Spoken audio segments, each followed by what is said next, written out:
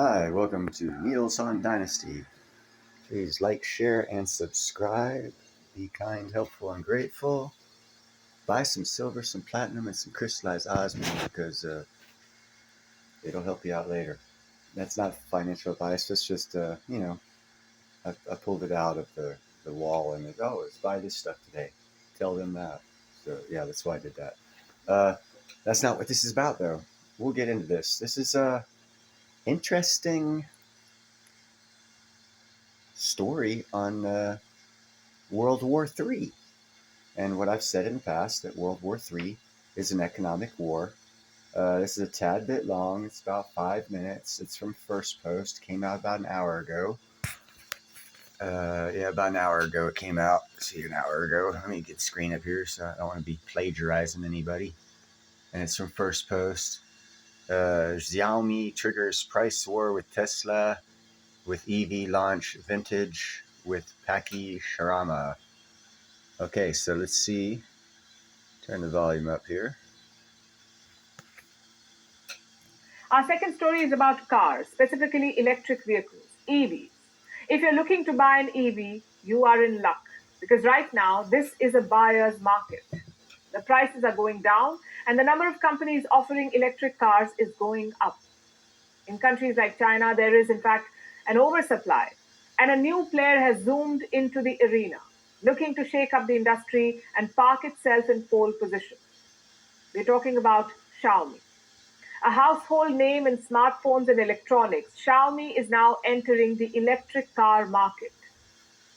Last week, they launched their first EV, a sedan called the Speed Ultra 7. Okay, I'm gonna iterate something inside here and interject my views on this. What you need to do is look at this Chinese EV, put some soldier's clothes on it, because that EV has been weaponized to destroy economies. You'll see what I'm talking about as the story progresses. The Chinese Communist Party is weaponized this Chinese electric vehicle car manufacturer to destroy economies. Let's get on with the story. This is BRICS, guys. This is BRICS. Gotta love BRICS. Or SU7 for short, Speed Ultra 7. This car has made a rocking debut. Within 24 hours of launch, Xiaomi had more than 88,000 orders. And now there's a long wait list.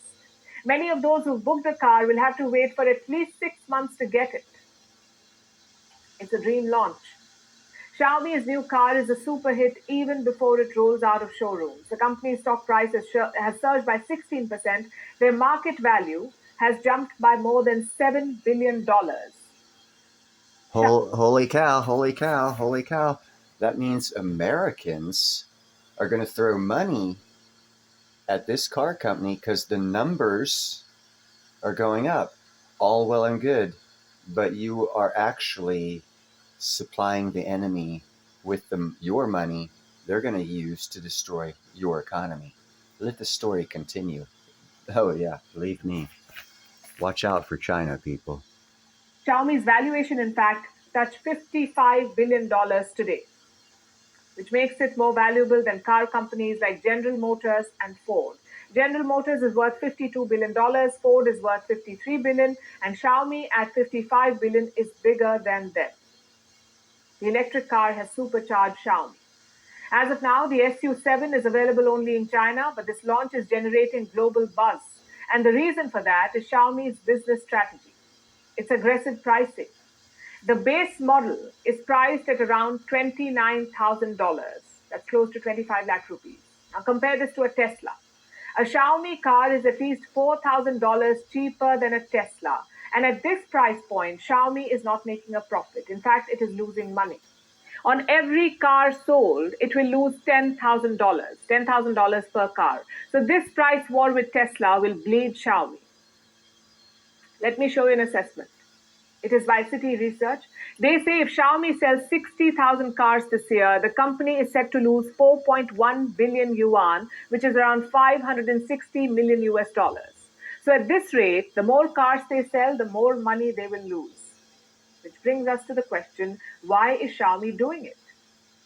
Because it can, and the Chinese state is helping it. Xiaomi has a cash reserve of $15 billion, so it can afford the price war and the loss. Plus, it has the backing of Beijing. You see, Xiaomi is not building these cars on its own. It is using a state owned manufacturer, a company called the BAIC Group. They're the ones making the Xiaomi EV. China already has a large EV ecosystem. Xiaomi is simply leveraging it to enter a new market and to disrupt it. They can sustain a short term loss to get a foothold in the EV market. And China's state infrastructure is helping them do this. Beijing has spent big money to build it, this infrastructure. From 2009 to 2023, Beijing handed out $28 billion. $28 billion.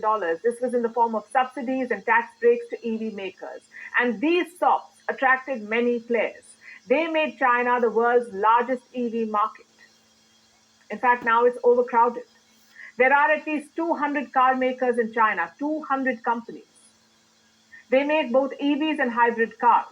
Last year, China cut some of these subsidies, so these 200 companies are now looking to compete in new markets outside China. And the rest of the world should be on guard. The US Treasury Secretary has already issued warnings. Her name is Janet Yellen. She says China is treating the global economy like a dumping ground. They have more EVs than buyers, so they're sending their cars overseas. In fact, let me quote from her statement. I'm concerned about global spillovers from the excess capacity that we are seeing in China. China's overcapacity distorts global prices and production patterns and hurts American firms and workers, as well as firms and workers around the world. Europe is concerned too. According to one report, 1 out of 4 EVs sold in Europe this year will be made in China, 1 out of 4. And Chinese EV makers are eyeing India too, including the company called BYD, the world's biggest seller of EVs today. Last month, BYD announced that it wants to cover 90% of India's EV market by the end of 2024. This year, 90% of the market. So the Chinese are coming for everyone. And it's no longer about who sells the best car. It's about who can bleed the other side more. It's not a level playing field. Chinese companies have state subsidies, they artificially lower prices and kill competition. So governments around the world need to step in and protect their markets and their companies. Governments around the world, is what she just said, need to step in and protect their economies and markets from the Chinese Communist Party. That's BRICS. That's the One Belt Road Initiative. If you look at the One Belt Road Initiative, Italy already pulled out because they saw they were losing money after a year. They said, screw you, we're out of it. Just understand, no matter what BS people tell you about how great China and how great BRICS is, we are in an economic war, and China is the general for the other side, and they economically are crushing countries. There's a story back in 1400s AD in Africa, supposedly. It was 400 or 1400. Richest man in the world, brought entourage of 60,000 people every time he traveled anywhere, brought gold and silver, caused cities to do economies into hyperinflation when he got there because he gave away so much gold and silver. And that's how he crushed his enemies, with kindness, with gold and silver, with gifts, with overspill of what he had. This is not a new thing if you understand how history works and how economically you can take countries over. Become informed, become aware, and let's get back to the last 30 seconds of this lady talking here. See if it's worth anything. Against Chinese dumping. Well, that was it. Cool. Excellent. Good for me.